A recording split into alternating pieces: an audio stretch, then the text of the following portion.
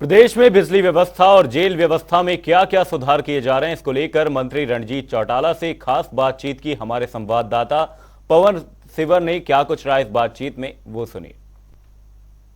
हरियाणा की इंडस्ट्री को अब एक्सप्रेस लाइन से लाइट मिलेगी और इसके साथ ही बिजली व्यवस्था और जेल व्यवस्था को लेकर हरियाणा में क्या क्या सुधार किए जा रहे हैं, इस पर बातचीत करने के लिए मेरे साथ हरियाणा के जेल एवं बिजली मंत्री रणजीत सिंह चौटाला मौजूद हैं। सर, अभी आपने एक फैसला किया है कि इंडस्ट्री को जो लाइट है वो 24 घंटे दी जाएगी, तो उसके लिए क्या योजना है और कैसे दी जाएगी? सर, उसके लिए हम ये कर रहे हैं कि गुजरात में हमारी टीमें जाएंगी और विजिट करके आएंगे। वहाँ एक्सप्रेस डिलीवरी कर रही है उन्होंने, क्योंकि पिछली बार जब हमने गुड़गांव फरीदाबाद मीटिंग करी तो एक हमें ऐसे इनपुट मिले कि 24 घंटे बिजली दी जाए तो इंडस्ट्रीज़ को बहुत बड़ा बूस्ट मिलेगा। तो हमने लोगों से पूछा, 13-14 रुपये जनरेटर वाले लेते हैं जब कभी पावर की दिक्कत आती है। तो ये फैसला करा कि हम एक्सप्रेस डिलीवरी गुजरात की तरह देंगे, जिसमें लोग कहते हैं जी हमसे 1 रुपये यूनिट फालतू ले लो, 8 लेते हैं वहाँ 9 रुपये ले लो, पर हमें 24 घंटे बिजली मिलनी चाहिए। उसमें ये होगा कि जब उन्हें 24 घंटे बिजली मिलेगी तो हमारा भी रेवेन्यू बढ़ता है। हम जब ट्यूबवेल के लिए देते हैं तो हमें 10 पैसे पर यूनिट देते हैं, हमारे थर्मल की कॉस्ट 5 रुपये है। बाहर से जो हम लेते हैं बिजली, जब आजकल शॉर्ट टर्म पे तो हमें 8-9 रुपये पर यूनिट लेनी पड़ती है। जब अगर 9 रुपये उन्हें देंगे तो हमारा रेवेन्यू बहुत बढ़ता है और इंडस्ट्री को बहुत बड़ा बूस्ट मिलेगा। तो एक अच्छा सुझाव है, इसके लिए हम गुजरात अभी टीमें भेजी है और हमारा मन है कि हम भी गुजरात की तरह इसे लाइक वाइज उसी तरीके से एक्सप्रेस फीडर्स दें तो लोगों को तुरंत बिजली मिले, और जब नहीं दे सकें तो उसका हम उन्हें कंपनसेशन दें कि उसका, या हम एक्स्ट्रा टाइम उन्हें बिजली दें। जी सर, इसके साथ ही आप एक और जो वो फैसला आपने लिया है कि जो ढाणियाँ हैं या जो फार्म हाउस है वहाँ पर भी 24 घंटे बिजली मिल सके। जैसे गांव में आप जो वो 5,500 से भी ज़्यादा गांव में आप 24 घंटे बिजली दे रहे हैं, उस तर्ज पर ढाणियों में और फार्म हाउस में कैसे बिजली मिलेगी 24 घंटे? हमने फैसला कर लिया, बस खाली इसे इम्प्लीमेंट करने की बात है। बड़ा जल्दी इसे इम्प्लीमेंट करना है, हमारे फाइलों में ये काम आगे सिरे चढ़ गया और हमारे सीएम साहब चाह रहे हैं कि सब ढाणियों को जोड़ो ताकि लोगों के जो दुधारू पशु हैं वो लोग शिकायत करते हैं कि जी मच्छर काटते हैं, हम बच्चे सो नहीं सकते, हमें 24 घंटे बिजली चाहिए। जब ट्यूबवेल चलते हैं तब मिलते हैं, बाकी मिलते नहीं। हमें शहर वाली गांव वाली लाइन से जोड़ो। तो इन सब बातों से ये देखा कि पहले हम पेट ट्रांसफार्मर दे रहे हैं, उससे 16 घंटे मिलती है। जब ये कर देंगे तो 24 घंटे के बाद 8 घंटे और कर लेंगे।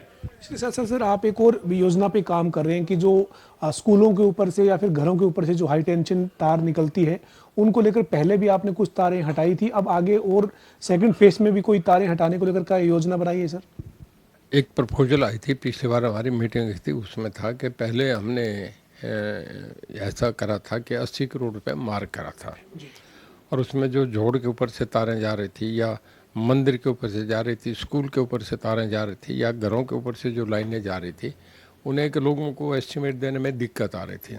तो हमने समझा कि हमारा प्रॉफिट आ रहा था, तो ये समझा कि ये पैसा हम डाल के हमने अपनी कोस्ट पे वो तारें हटा दी थी। अब एक बार सेकंड बार फिर लोगों का ऐसा मानना है कि इस तरीके का काम कर दिया जाए।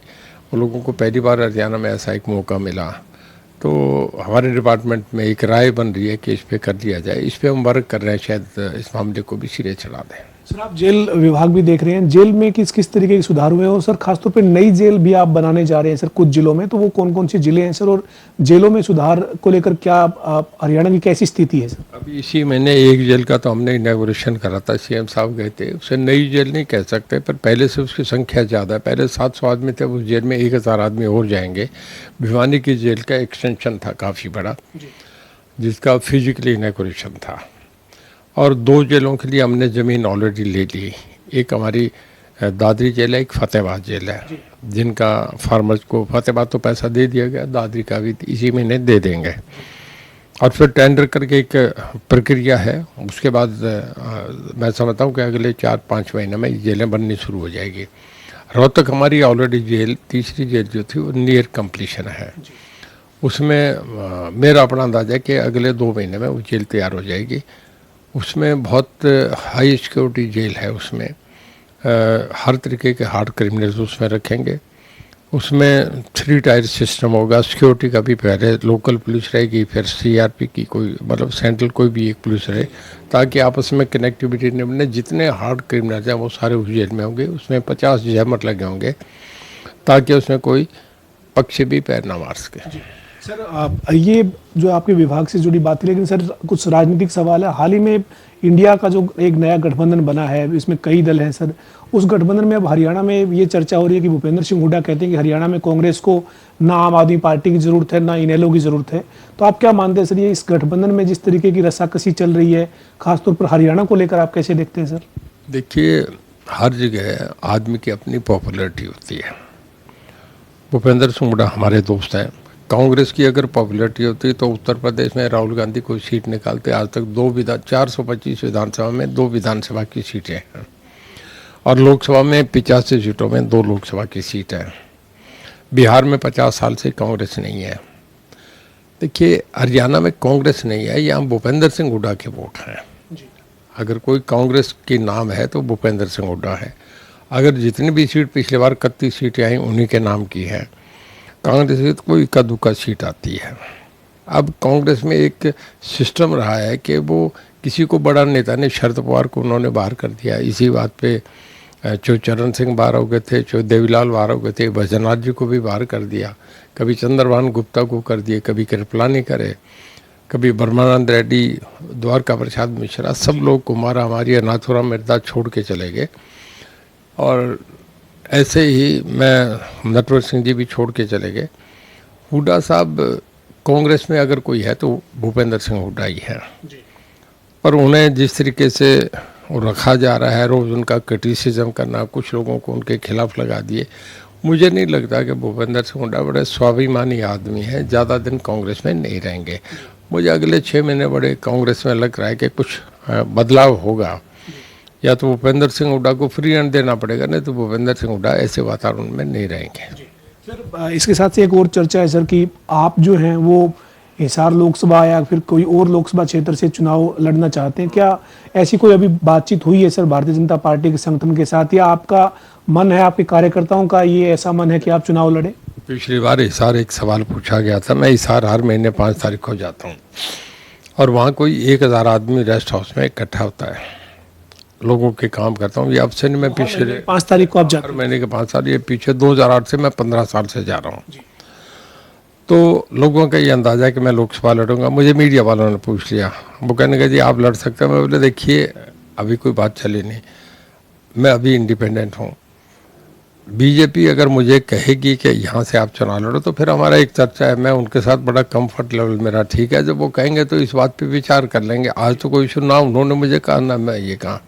वो कहने का फिर भी मैं कहने का देखिए हमारे परिवार के लिए कोई सीमाएं नहीं है।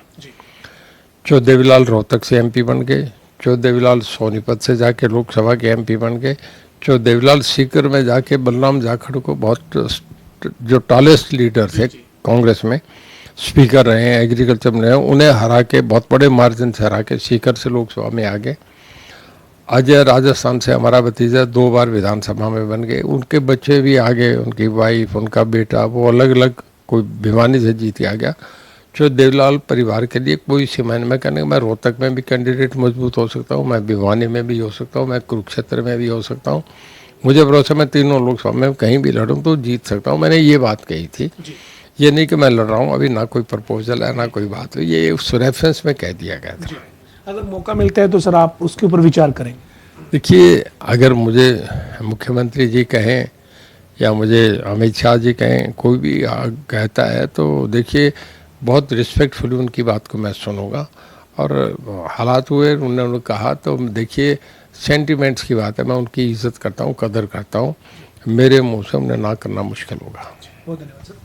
हमारे साथ हरियाणा की ऊर्जा एवं जेल मंत्री चौधरी रणजीत सिंह चौटाला थे, जिन्होंने तमाम मुद्दों पर बातचीत की। खासतौर पर उनका ये कहना है कि हरियाणा में बिजली और जेल को लेकर तमाम बड़े फैसले सरकार ने उठाए हैं और इसी के चलते अब हरियाणा की जो इंडस्ट्री है उसको भी 24 घंटे बिजली जल्द मिलनी शुरू हो जाएगी। वीडियो जर्नलिस्ट विजेंद्र सिंह के साथ पवन सिंह और जनता TV, चंडीगढ़।